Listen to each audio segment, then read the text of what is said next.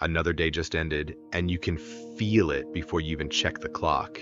You answered messages, you put out a fire at work, you paid a bill that was due yesterday, dealt with a demand you didn't choose, reacted to something, then reacted to the next thing, and the thing after that. And now it's late.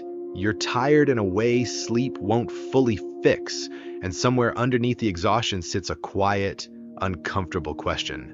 What did you actually move forward today?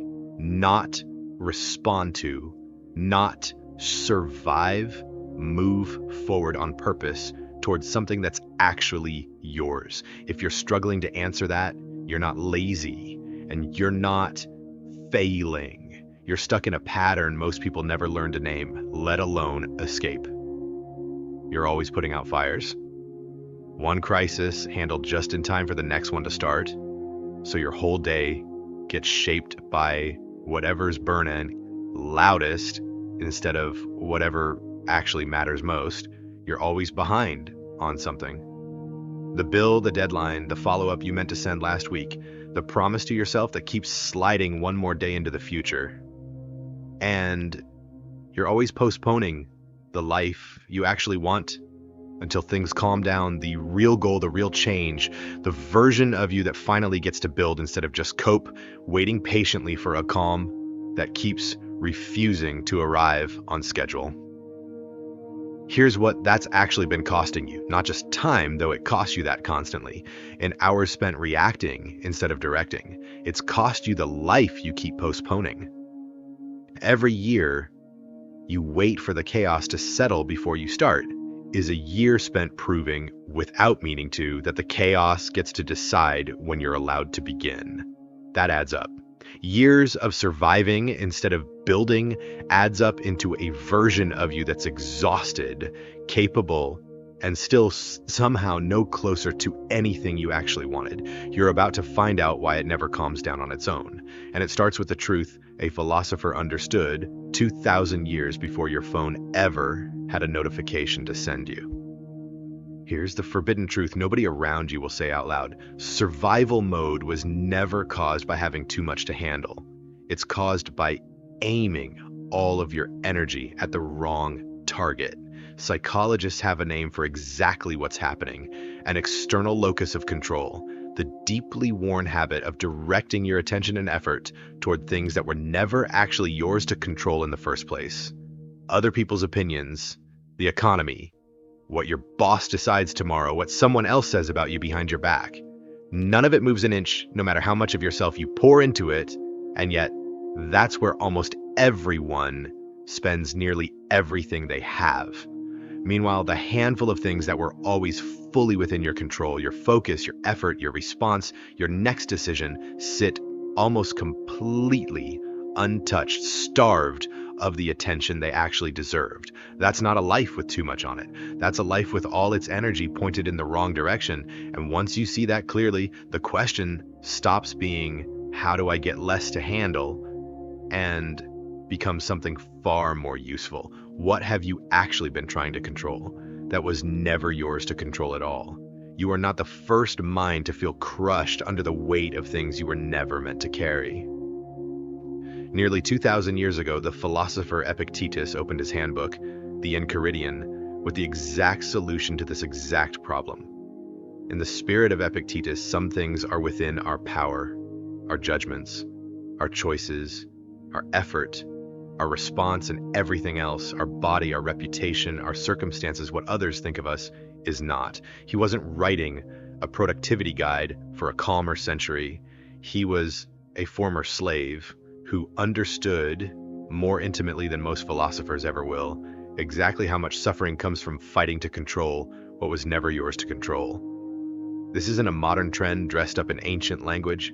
It's a 2,000-year-old battle-tested framework. And the version of you drowning in fires tonight is proof that most people still haven't learned it.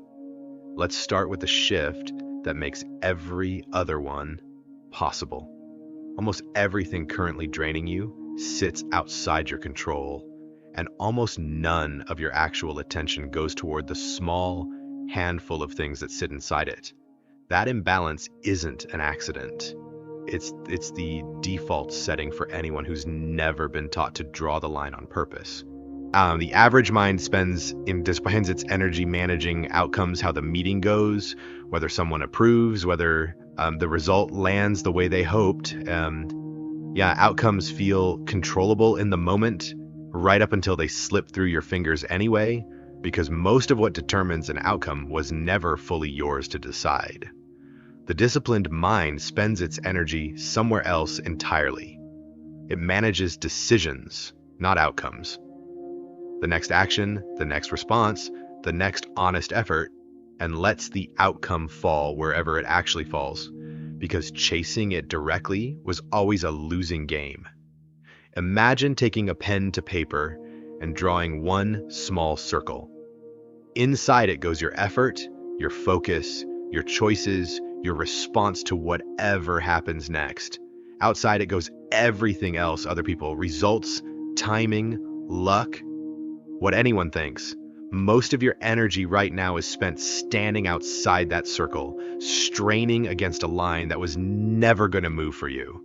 The moment you step back inside it on purpose, the exhaustion starts making sense, and so does the way out. Here's the line worth remembering. You don't run out of energy. You run out of energy spent on the wrong circle. Weak minds pour themselves into what they can't touch. Strong minds pour everything into the small circle they actually own, and let that be enough. Drop "I own my circle" in the comments if you've ever felt yourself fighting for something that was never actually yours to control. Once you start guarding that circle, you notice something that's been quietly sabotaging it this whole time.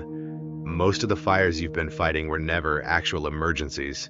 They just arrived dressed like one. A buzzing phone, a red notification badge, a message marked urgent by someone who has no idea what else is on your plate. Your body doesn't know the difference. It reacts to all of it the same way it would react to a real threat. And that reaction has a cost that compounds every single day you pay it. The average mind treats every notification like an emergency, because urgency is loud and it demands to be believed. So the nervous system stays locked in a low-grade threat response, almost constantly, never fully exhaling, always braced for the next ping. The disciplined mind does something that looks almost reckless from the outside. It sorts. It asks calmly whether this is actually urgent or simply loud, and refuses to let volume alone decide what gets its attention next. Imagine your phone buzzing relentlessly on the desk beside you, 3 messages, then 5, then a call. You're tempted to answer just to make the noise stop. And instead, you finish the one real task in front of you first, unhurried, because you've already decided that most of what's buzzing can survive 20 more minutes without you. Nothing collapses. It never does. The fire you thought you had to fight, the instant it appeared, turns out to have been perfectly capable of waiting. Here's the line worth keeping. Urgency is a tone of voice, not a fact. Weak minds respond to the loudest thing in the room. Strong minds respond to the most important one, regardless of how quietly it's asking. Drop "not every fire is real" in the comments if you've ever let a notification hijack a task that actually mattered more. There's a third pattern, and it's the one that finally gives all this discipline somewhere to go. Survival mode never leaves room for a direction. It only ever leaves room for the next emergency, because a mind that's constantly reacting has no bandwidth left to decide where it actually wants to end up. You can sort every fire perfectly and still be going nowhere. Fast, if nothing beyond the fires is actually pulling you forward. The average mind waits for calm before it sets a real goal, convinced that direction is a luxury reserved for people whose lives have already settled down. So the goal keeps getting postponed quietly, year after year, always scheduled for a calm that keeps failing to show up on its own. The disciplined mind refuses that trade. It sets the goal first, in the middle of the chaos, not after it, because a real goal, well, doesn't wait for stillness. It creates a reason to make some. Imagine sitting down in the middle of an objectively brutal week, deadlines stacked, phones still buzzing, and writing a one real goal down anyway. Not the perfect one, not the one you'll get to once things settle. This one, right now, imperfect and specific enough to actually mean something. That single sentence on the page does something the chaos around it can't undo. It gives every fire you put out afterward a direction to burn toward, instead of just another day survived. Here's the line worth remembering. A goal set in chaos still counts, and it counts for more than the one you keep waiting to set in peace. Weak minds wait for the storm to pass before deciding where they're headed. Strong minds decide where they're headed and let that decision cut straight through the storm. Drop. I said it in the chaos in the comments. If you've ever written down a real goal in the middle of a week that gave you every excuse not to, there's a fourth pattern, and it's been quietly draining you longer than almost any of the others because it rarely announces itself as work. A huge share of your reactive energy goes toward managing what other people think of you, a target you have never once fully controlled, no matter how carefully you've aimed at it. You can control your conduct, you can control your honesty, your effort, your intentions. Their opinion of all that has always belonged to them, not you. And no amount of managing has ever actually changed who's holding the pen. The average mind edits itself constantly, trying to control that outcome, anyway rereading a message 5 times before sending it, replaying a conversation to see if it landed the right way, quietly performing a version of themselves built for other people's approval instead of their own standards.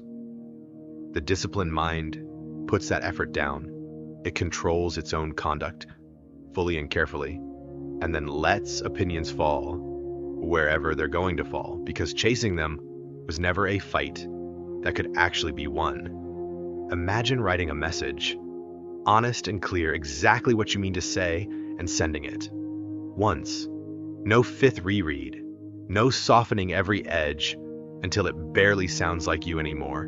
No small performance, built to control a reaction you were never going to control anyway. It goes out. Whatever happens on the other end, happens. And for the first time in a long time, it isn't your job to manage it. Here's the line worth keeping. You can master your conduct completely and still never touch someone else's opinion of it. And that was true the entire time. Weak minds spend themselves trying to author other people's thoughts. Strong minds author their own conduct and stop there. Drop. Sent it once in the comments if you've ever caught yourself rereading a message 5 times just to control how someone else might feel about it. There's a 5th pattern, and it's the one that ties every other shift together because it's the one that turns a mindset into an actual life. You were never promised control over your circumstances, not the economy, not other people, not the chaos that keeps arriving whether you're ready or not, but consistently controlling your response to all of it, day after day, quietly reshapes something you never directly touched at all. The shape of the life those circumstances end up building around you. The average mind waits for the situation to change before it changes. Calmer job, calmer relationship, calmer year, some future condition that finally makes the new version of them possible, if it ever actually arrives. The disciplined mind flips the order entirely. It changes first, inside the same chaos on the same brutal week without waiting for permission from circumstances that were never going to volunteer it.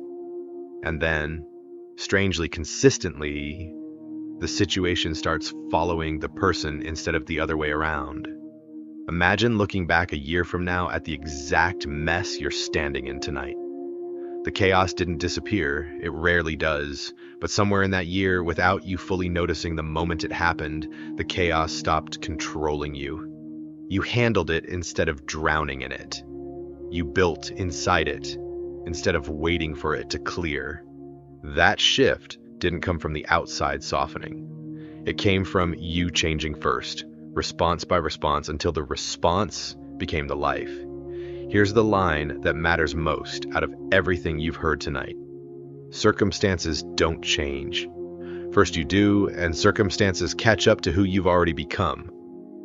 Weak minds keep waiting for permission that's never coming. Strong minds stop waiting and start becoming. One response at a time. Drop "I changed first" in the comments. If you've ever looked back and realized the chaos didn't stop, you just stopped letting it run you. So look at what you've actually been building this whole time. The circle you finally learned to draw around what's truly yours to control. The fires you stopped fighting the instant they buzzed, sorting the loud from the actually urgent. The goal you set in the middle of chaos instead of waiting for a calm that was never coming. The reputation you stopped managing once you accepted that conduct was yours and opinion never was. And underneath all four, the fifth shift tying them together, the quiet compounding truth that controlling your response consistently eventually reshapes the very circumstances you never controlled directly. 5 shifts, 1 identity. This was never about having less to survive. There will always be fires, always be demands, always be something loud asking for your attention before it's earned it. It was about redirecting everything you have toward the small circle you actually govern, instead of burning it all on the vast circle you never did. That's why survival mode never calmed down on its own. It was never designed to. It doesn't end because the chaos finally stops. It ends because you stop aiming your energy at it and start aiming it at yourself instead. And here's what happens the moment that shift finally holds. You stop reacting to every demand like it's an emergency and start responding to the ones that actually matter. You stop postponing the goal for a calm that isn't coming and start building inside the storm you're already standing in. You stop performing for opinions you never controlled and start living by conduct you fully do. Weak minds keep waiting for their circumstances to hand them permission to begin. That's no longer your pattern.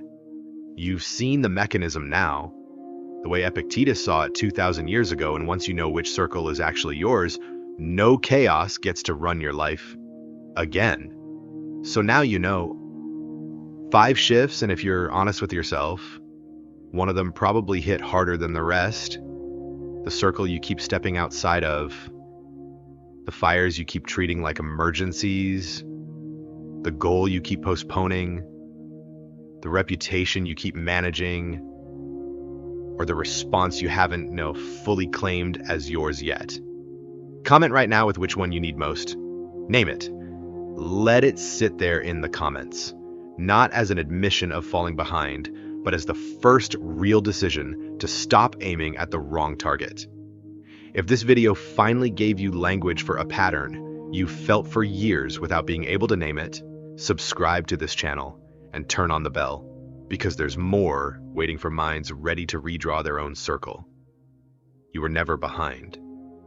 You were never lazy, never undisciplined, never incapable of the life you keep picturing for yourself.